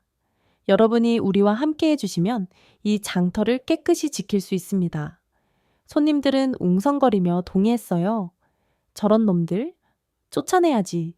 민수 청년. 우리가 도울게. 민수는 손님들의 지지에 가슴이 벅찼습니다. 그때 왈패들이 다시 장터에 나타났습니다. 그들은 칼을 허리춤에 차고 험악한 표정으로 민수 앞에 섰어요. 우두머리는 소리쳤습니다. 민수, 이 촌놈, 또 우리를 거스르려 하느냐. 민수는 두려움 없이 맞섰습니다. 형님들, 이 장터는 이제 우리 모두의 것죠. 손님들과 상인들이 지키고 있으니 더 이상 행패 부리지 마시오. 그 순간 상인들이 민수 곁으로 몰려들었고 손님들은 왈패들을 둘러싸며 비난했습니다. 너희 때문에 장터가 시끄럽다. 당장 나가. 왈패들은 손님들의 기세에 눌려 꼬리를 내렸습니다. 민수는 기회를 놓치지 않고 말했습니다. 형님들, 지금이라도 잘못을 뉘우치고 장터를 떠나시오. 그러면 더 이상 쫓지 않겠소. 우두머리는 이를 악물었지만 결국 패거리와 함께 장터를 떠났습니다.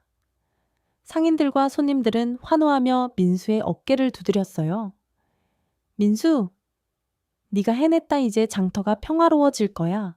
민수는 상인들과 돈을 모아 경비를 고용해 장터를 지켰습니다. 왈패들은 다시는 장터 근처에 얼씬거리지 않았어요. 민수의 방자유기 장사는 날로 번창했고 그는 지연과 함께 더 많은 그릇을 팔며 상단을 키웠습니다. 지연은 대장간에서 새로운 디자인의 방자유기를 만들어냈고 민수는 그 물건을 한양의 양반집과 시골 마을까지 팔러 다녔어요. 그의 상단은 이제 한양에서 가장 큰 방자유기 상단으로 이름을 떨쳤습니다. 민수는 약속대로 혜린에게 좋은 혼처를 찾는 일에도 힘썼습니다. 그는 장터에서 만난 젊은 상인, 재영을 혜린에게 소개했어요. 재영은 성실하고 따뜻한 청년으로 민수처럼 장사에 재능이 있었지만 민수보다 부드러운 성품을 가졌습니다. 민수는 부인의 집으로 재영을 데려가 말했습니다. 부인, 이 청년은 제 친구 재영입니다. 성실하고 마음이 따뜻한 사람으로 혜린 아가씨와 잘 맞을 것 같습니다. 부인은 재영을 보고 만족스러운 미소를 지었습니다. 민수, 네가 추천하는 사람이라면 믿을 만하구나. 혜린과 재영은 곧 서로에게 호감을 느꼈습니다. 혜린은 재영의 부드러운 말투와 진심에 끌렸고, 재영은 혜린의 따뜻한 마음에 반했어요. 부인은 민수에게 고마움을 표하며 말했습니다. 민수, 내 덕분에 혜린이 행복을 찾았다. 앞으로도 우리 집에 자주 들러라. 민수는 미소를 지으며 대답했습니다. 부인, 혜린 아가씨가 행복하다면 저도 기쁩니다. 혜린은 민수에게 감사 인사를 전하며 말했습니다. 민수 나리의 진심 덕분이에요. 지연 아가씨와 행복하세요. 민수는 지연과 함께 대장간으로 돌아왔습니다. 그는 지연에게 혜린의 소식을 전하며 말했습니다. 지연 아가씨, 혜린 아가씨가 좋은 사람을 만났소. 이제 우리도 마음 놓고 장사를 키워봅시다. 지연은 기뻐하며 민수의 손을 잡았습니다. 민수 나리 덕분에 모두가 행복해졌어요. 우리 함께 더 큰 꿈을 꾸어요. 민수는 지연의 손을 마주 잡으며 다짐했습니다. 그래요? 아가씨, 우리 함께 한양을 넘어 조선 전역의 방자유기를 팔아보자고. 민수의 상단은 날로 커졌습니다. 그는 한양의 양반집뿐만 아니라 멀리 시골 마을까지 방자유기를 팔러 다녔어요. 그의 물건은 품질이 좋아 입소문이 났고 상단에는 점점 더 많은 사람들이 모여들었습니다. 민수는 상인들에게 공정한 이익을 나누어 주며 신뢰를 쌓았고 지연은 대장간에서 새로운 노소의 제품을 만들어 상단의 품목을 넓혔습니다. 민수의 상단은 이제 한양에서 가장 큰 상단으로 우뚝 섰습니다. 민수는 성공의 기쁨을 지연과 나누며 말했습니다. 지연 아가씨, 우리가 함께 해냈어요. 이 모든 게 아가씨의 힘이었소. 지연은 미소를 지으며 대답했습니다. 민수 나리의 용기와 진심이 있었기에 가능했어요. 앞으로도 함께 가요. 민수는 지연의 손을 잡으며 고개를 끄덕였습니다. 약속하오, 아가씨, 우리 함께 더 큰 세상을 열어갑시다. 민수는 한양에서 방자유기 상단을 조선에서 가장 큰 상단으로 키워냈습니다. 그의 손에는 이제 수백 냥이 넘는 돈이 쌓였고 상단에는 수십 명의 상인들이 함께 일했어요. 지연은 대장간에서 새로운 노소의 제품을 만들어 상단의 이름을 더 높였고 민수는 그녀와 손잡고 한양을 넘어 멀리 강원도와 전라도까지 물건을 팔러 다녔습니다. 장터에서는 민수 상단이라는 이름이 오가며 사람들의 입에 오르내렸어요. 하지만 민수의 마음 한구석에는 고향 마을과 부모님이 늘 자리 잡고 있었습니다. 이제 때가 됐다. 부모님께 돌아가 효도를 해야 해. 민수는 지연과 상희의 고향으로 돌아가기로 결정했습니다. 그는 상단의 일을 믿음직한 상인들에게 맡기고 지연과 함께 고향 마을로 향할 준비를 했어요. 지연 아가씨, 우리 부모님께 인사드리고 마을에 좋은 일을 하고 싶소. 지연은 미소를 지으며 대답했습니다. 민수 나리 부모님께서 참 기뻐하실 거예요. 저도 함께 가서 인사드리고 싶어요. 민수는 지연의 손을 잡으며 고개를 끄덕였습니다. 아가씨, 고마워요. 우리 함께 고향에서 새 시작을 해봅시다. 민수는 고향으로 돌아가는 길에 커다란 수레를 준비했습니다. 수레에는 부모님께 드릴 비단 옷, 쌀, 그리고 마을 사람들과 나누고 싶은 선물들이 가득했어요. 그는 지연과 함께 말을 타고 수레를 끌며 고향 마을로 향했습니다. 길은 예전처럼 울퉁불퉁했지만 민수의 마음은 가벼웠어요. 예전엔 5냥을 쥐고 이 길을 걸었지. 이제는 수백 냥을 들고 돌아가니 마치 꿈만 같구나. 민수는 바람을 맞으며 웃었습니다. 지연은 그의 옆에서 말했습니다. 민수 나리의 꿈이 현실이 됐어요. 이 모든 게 나리의 노력 덕분이죠. 며칠 뒤 민수는 고향 마을 어귀에 도착했습니다. 마을은 여전히 푸른 논과 느티나무로 둘러싸여 있었지만 민수의 눈에는 모든 게 새롭게 보였어요. 그는 수레를 마을 한복판에 세우고 큰 소리로 외쳤습니다. 마을 사람들, 민수가 돌아왔습니다. 모두 나오셔서 선물을 받아가세요. 그의 목소리가 마을을 울리자 사람들이 하나둘 모여들었어요. 민수 그 가난뱅이, 민수가 맞나. 저게 무슨 수레야. 저렇게 큰 보따리는 처음 봐. 마을 사람들은 놀란 눈으로 민수를 바라보았습니다. 민수의 부모님도 소식을 듣고 달려 나왔어요. 아버지는 허리가 더 굽었고 어머니는 머리가 더 희끗해져 있었지만 두 분의 눈에는 반가움이 가득했어요. 민수야, 정말 너냐? 이게 무슨 일이냐? 아버지가 떨리는 목소리로 물었고 어머니는 민수를 끌어안으며 눈물을 흘렸습니다.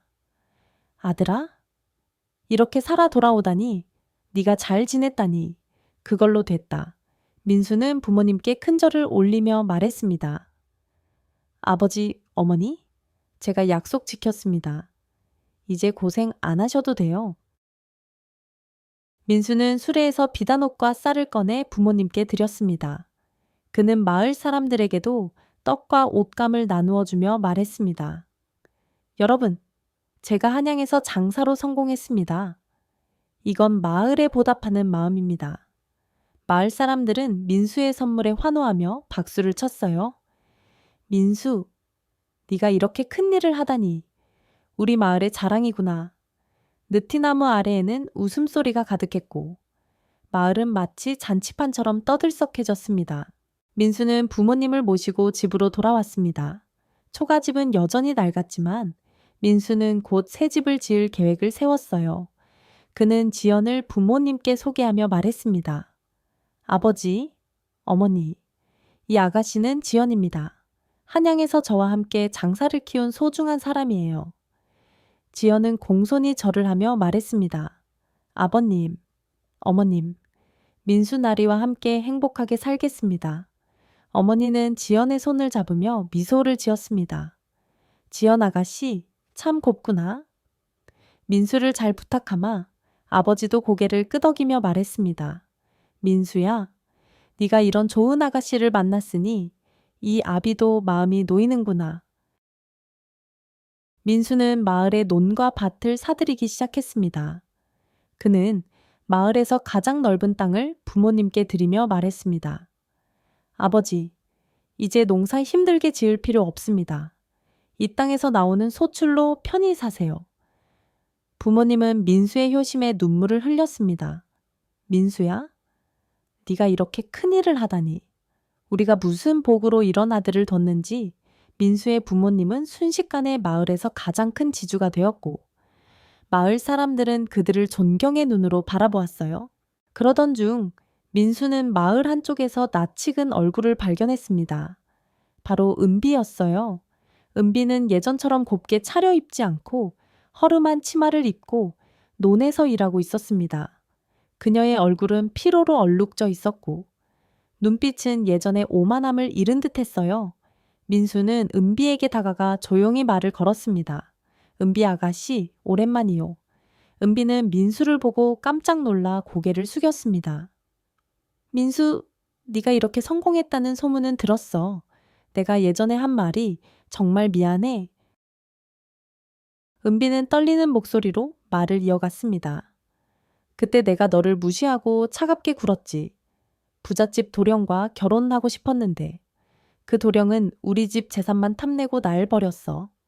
지금은 이렇게 논에서 일하며 하루하루 버티고 있어. 그녀는 눈물을 글썽이며 고개를 숙였어요. 민수, 내가 눈이 멀었었어. 네가 이렇게 큰 사람이 될 줄 몰랐어. 민수는 은비의 말에 잠시 침묵하다가 부드럽게 대답했습니다. 은비 아가씨, 누구나 실수는 할 수 있어. 나도 아가씨 덕분에 더 큰 꿈을 꾸게 됐으니 고맙다고 생각해요. 민수는 은비에게 쌀한 포대와 옷감을 건네며 말했습니다. 이걸 받아요. 앞으로 힘내서 잘 살아요. 은비는 민수의 너그러운 마음에 눈물을 흘리며 고개를 숙였습니다. 민수, 고마워. 네가 이렇게 큰 사람이 되다니 정말 부끄럽다. 민수는 미소를 지으며 말했습니다.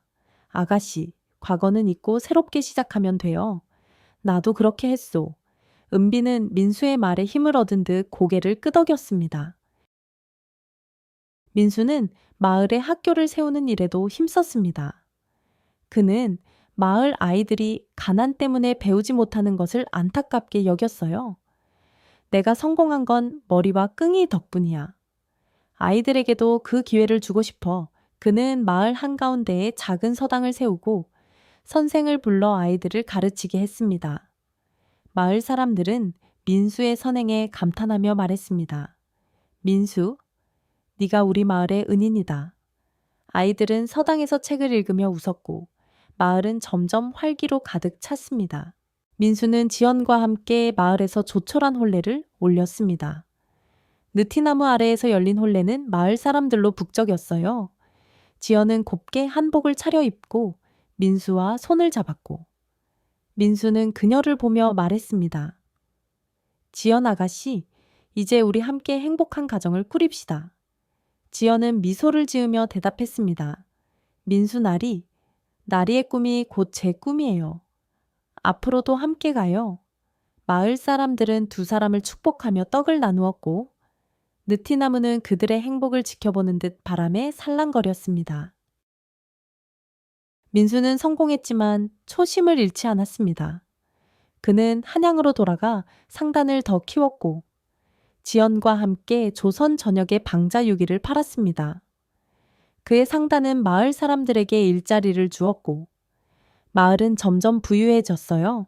민수는 부모님을 곁에서 모시며 효도를 다했고 은비는 민수의 도움으로 새 삶을 시작했습니다. 그는 늘 생각했어요. 가난은 나를 꺾지 못했어. 꿈과 진심이 나를 여기까지 데려왔지. 민수의 이야기는 마을을 넘어 조선 전역에 퍼져나갔습니다. 사람들은 그의 이야기를 들으며 꿈을 꾸었어요. 민수처럼 끈기와 마음만 있다면 누구나 성공할 수 있다. 민수는 느티나무 아래에 서서 하늘을 올려다보며 미소 지었습니다. 이 모든 게 내 꿈이었어. 이제 새로운 꿈을 꾸러가야지.